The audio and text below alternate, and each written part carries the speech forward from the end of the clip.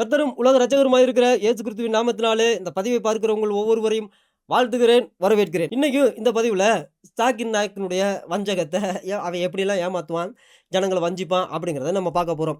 விசேஷமா கிறிஸ்தவர்கள குறிச்சு கேள்வி கணைகள தொடுக்கும் பொழுது, எப்படியெல்லாம் வஞ்சகமா அவன் வார்த்தைகள உபயோகிப்பான் அப்படிங்கிறது இந்த வீடியோ பதிவுல இருந்து உங்களுக்கே தெரிய வரும். ஆனா இந்த விஷயம் தெரியாம இவருடைய ஃபாலோவர்ஸ் எல்லாமே எந்திரிச்சு பயங்கரமா கைத்தட்டி சந்தோஷப்படுவாங்க.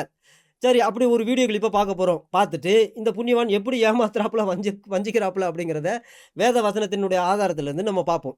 I can of my own self do nothing. That means that God can do nothing. So do you? Shame on you. Shame, don't insult me. Respect, shame on you too. Don't insult me. So. Everyone is telling your God can do nothing. Your God cannot do anything.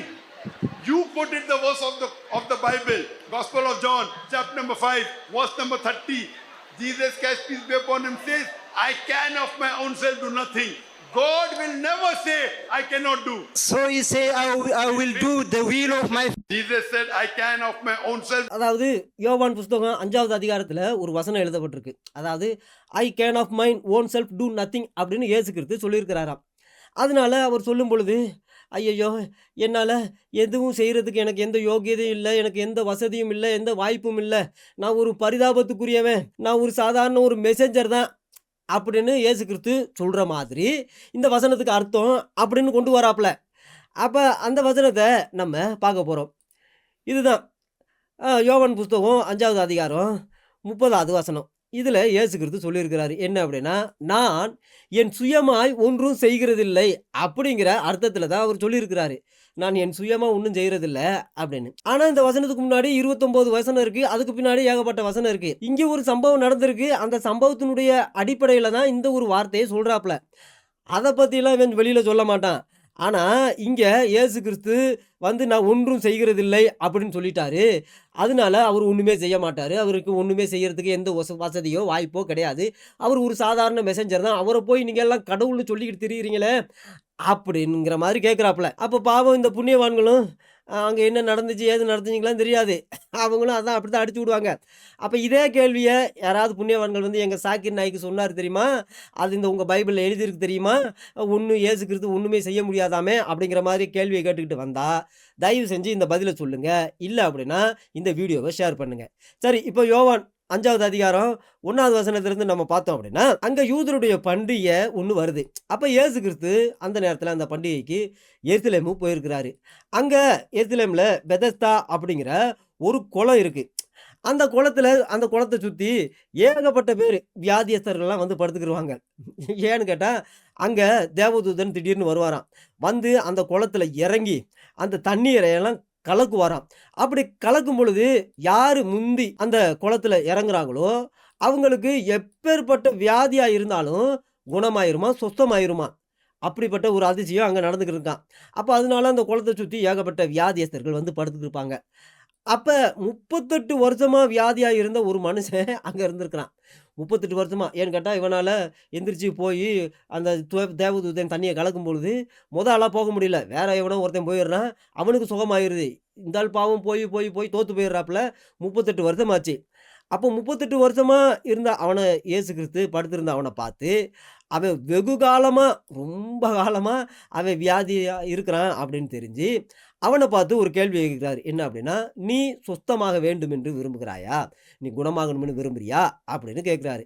அப்ப அதுக்கு அந்த வியாதியஸ்தன் சொல்றான். என்ன நினைச்சுக்கிட்டான் அப்படின்னா, வியாதி குணமாகணும்னு விரும்புறியா அப்படின்னு கேட்டா, அப்ப தூதன் வரப்போறாரு போல இருக்கு. தண்ணிய கலக்க போறாரு போல இருக்கு. அந்த நேரத்துல இவங்க வந்து உதவி செய்வாங்க போல இருக்கு அப்படின்னு சொல்லிட்டு, "ஆமாங்கய்யா, நான் வந்து ரொம்ப காலமா இப்படி படுத்து கிடக்கேன். எனக்கு உதவி செய்றதுக்கு யாரும் இல்லைங்க. நான் போறதுக்கு முன்னாடி எவனோ ஒருத்தன் போயிடுறான். அவன்லாம் குணமாயிடுறான். எனக்கு குணமாக முடியாம போயிருதே" அப்படின்னு வேதனைப்பட்டு, துக்கப்பட்டு சொல்லியிருக்கிறான். அந்த நேரத்துல இயேசு கிறிஸ்து அவன பார்த்து எழுந்து, "உன் படுக்கைய எடுத்துக்கொண்டு நட" அப்படின்னு சொல்லியிருக்கிறாரு.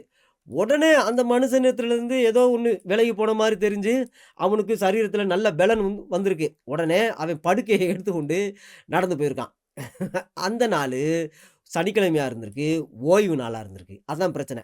இப்ப இயேசு கிறிஸ்து சனிக்கிழமைக்கு நாள்ல ஒரு கிரியை, ஒரு வேலைய செஞ்சிருக்கிறாரு.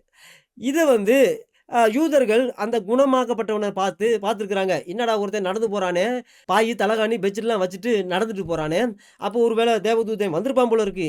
அந்த குலத்த கலக்கியிருப்பான். அப்ப இவன் போய் ஆளா போயிருப்பான், குணமாயிருப்பான். அதான் பெட்ஷீட்லாம் எடுத்துக்கிட்டு வீட்டுக்கு நடந்து போறான் அப்படின்னு சொல்லிக்கிட்டு அவன கூப்பிட்டுருக்காய்ங்க. கூ கூப்பிட்டு, "ஏய்! இது ஓய்வு நாளியா? இது சனிக்கிழமை தெரியுமா? என்ன ரொம்ப காலமா இங்க கிடந்தியா? இன்னைக்கு தான் சுகமாயிருக்க போல இருக்கு. என்ன கிழமைன்னு கூட உனக்கு தெரியாதா? இன்னைக்கு சனிக்கிழமையா, ஓய்வு நாள். எங்கேயும் போகக்கூடாது. இன்னைக்கு நீ படுக்கையெல்லாம் எடுத்துக்கிட்டு நடந்து போறது நியாயம் இல்ல. இது யூதருடைய முறைமை இல்ல. மோசேயினுடைய நியாயப்பிரமாணத்துக்கு விரோதமானது. நீ அநியாயம் செய்ற" அப்படின்னு சொல்ல. அப்ப அவன் பயந்துகிட்டு பாவம் என்ன சொல்லியிருக்கிறான் அப்படின்னா, என்ன ஒருத்தர் சொஸ்தமாக்குனாரு, என்ன ஒருத்தர் குணமாக்குனாரு. அப்படி என்ன சொஸ்தமாக்குனவரு, உன் படுக்கைய எடுத்துக்கொண்டு நட அப்படின்னு தாங்க சொன்னாரு. நான் பாட்டுக்கு 38 வருஷமா கிடந்தேன். அவர் குணமாகுறியா, விரும்புறியான்னு கேட்டாரு. நானும் ஆமான்னு சொன்னேன். அவர் அந்த நேரத்துல என்ன குணமாக்குனாரு. குணமாக்கிட்டு நடந்து போ அப்படின்னு சொன்னாரு. அதான் நான் எடுத்து நடந்து போறேன் அப்படின்னு சொல்ல. அப்ப அவிங்களுக்கு பயங்கரமான கோவம் வந்துருச்சு. அவிங்க உன் படுக்கைய எடுத்துக்கிட்டு நட அப்படின்னு எவன் சொன்னான்? அ அப்ப அந்த மனுஷனுக்கு யூத முறைமை தெரியாதா? அப்படிங்கிற மாரி கேட்டிருக்கிறாங்க. இவனும் போய் அங்கிட்டு இங்கிட்டு தேடி பார்த்துருக்கான். அப்ப இயேசு கிறிஸ்து அங்கன இருந்து விலகி போயிருக்கிறாரு. அப்ப இல்ல. ஒரு 2, 3 நாள் கழிச்சு தேவாலயத்துல அவன பார்க்குறாரு. அவன் குடும்பத்தோட வந்திருப்பான் போல இருக்கு. அந்த நேரத்துல, "இதோ நீ சொஸ்தமானாய்" அப்படின்னு சொல்லி, "இதோ பாருப்பா, நீ குணமாயிட்ட. ஆள பார்க்க ஜம்முன்னு இருக்கியே. நல்ல முடி கிடியெல்லாம் வெட்டி, அ இப்ப உடம்பு தேறி இருக்கே, பரவால்ல.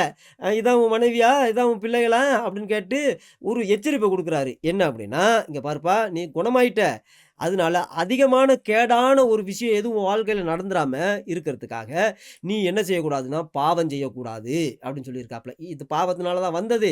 இனிமே நீ ஏதாவது பாவம் செஞ்ச அப்படின்னா, அப்புறம் போன வியாதி திரும்ப வந்துரும்.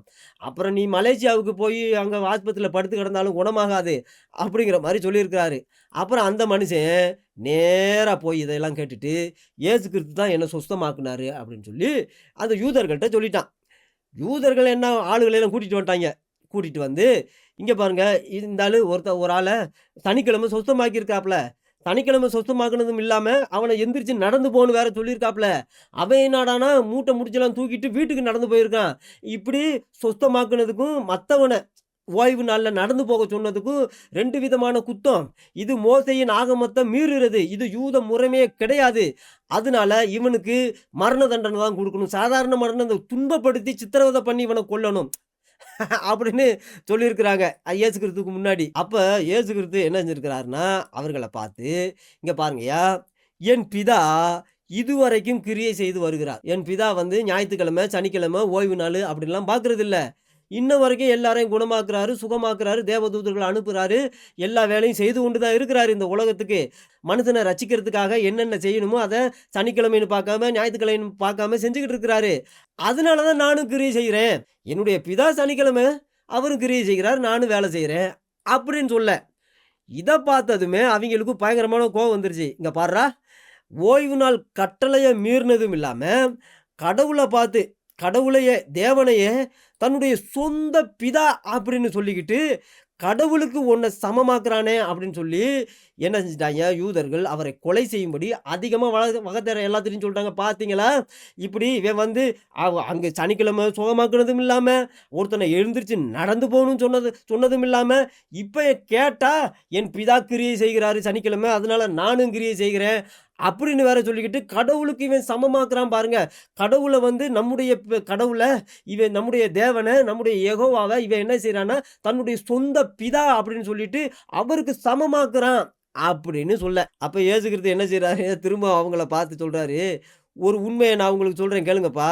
அதாவது பிதாவானவர் என்ன செய்யணும்னு குமாரன் பார்க்கிறாரோ." அதாவது இந்த உலகத்துல 2 பேத்துக்கு தான் பிதாவானவருடைய சிந்தையையும், இருதயத்தையும் தெரியும். ஒண்ணு பரிசுத்த ஆவியானவருக்கு தெரியும்.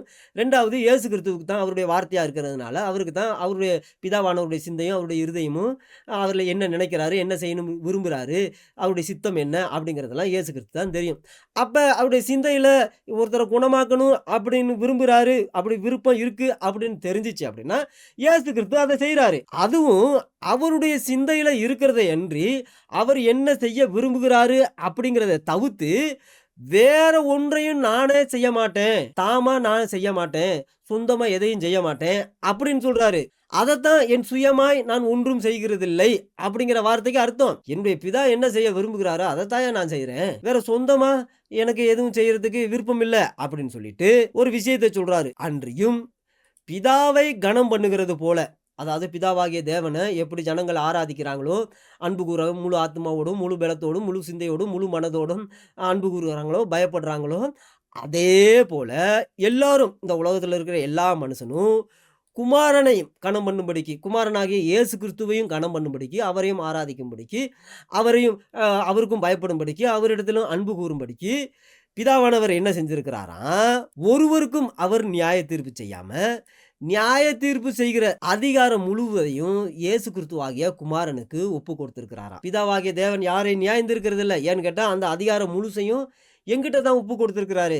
ஏன்னு கேட்டா பிதாவாகிய தேவனை எப்படி எல்லாரும் கனம் பண்றாங்களோ, ஆராதிக்கிறாங்களோ, நேசிக்கிறாங்களோ, அன்பு கூறுகிறாங்களோ, அதே போல என்னையும் ஆராதிக்கணும், அன்பு கூறணும் அப்படிங்கிற விதமா அவரை கனம் பண்ணுகிறது போல என்னையும் கனம் பண்ணணும் அப்படின்னு சொல்றாரு. அப்படி ஒருவேளை இயேசு கிறிஸ்துவ கனம் பண்ணாம, ஆ எனக்கு எங்களுக்கு கடவுள் மட்டும் போதுமையா, எங்களுக்கு அவருடைய குமாரன்லாம் தேவையில்லை அப்படிங்கிற மாதிரி பேசினா, அப்ப இயேசு கிறிஸ்துவ வெறுத்தா கடவுளே வெறுத்த மாதிரி. இயேசு கிறிஸ்துவ ஆராதிக்காதவன் கடவுளை ஆராதிக்காதவன் அப்படின்னு அர்த்தம். இயேசு கிறிஸ்துவ விட்டுட்டு அவன் கடவுள்கிட்ட ஒரு மனுஷன் போக முடியாது. ஏன்னு கேட்டா இவர் தான் கடவுளுக்கு போறதுக்கு வழி. அதனாலதான் இயேசு கிறிஸ்து கூட சொன்னாரு, என்னை அல்லாமல் உங்களால் ஒன்றும் செய்யக்கூடாது அப்படின்னு சொன்னாரு. அப்படி இருக்கும் பொழுது இயேசு கிறிஸ்துவ வெறுத்துட்டு அவரை மாதிரி மெசஞ்சர் தாங்க அப்படின்னு சொல்லிட்டு கடைசியில கடவுளை ஒரு மனுஷன் தொழுது கொள்கிறேன் அப்படின்னு போனா அவன் ஏமாளி, அவன் ஏமாந்துருவான், அவன் வஞ்சிக்கப்பட்டவன். இயேசு கிறிஸ்துவே இல்லாம நமக்கும் கடவுளுக்கும் இடையில வேற ஒரு மத்தியஸ்தரும் கிடையாது. ஏன்னு கேட்டா அவர் தான் கடவுளுக்கு கடவுளாகவும் மனுஷனுக்கு மனுஷனாகவும் இருக்கிறவரு.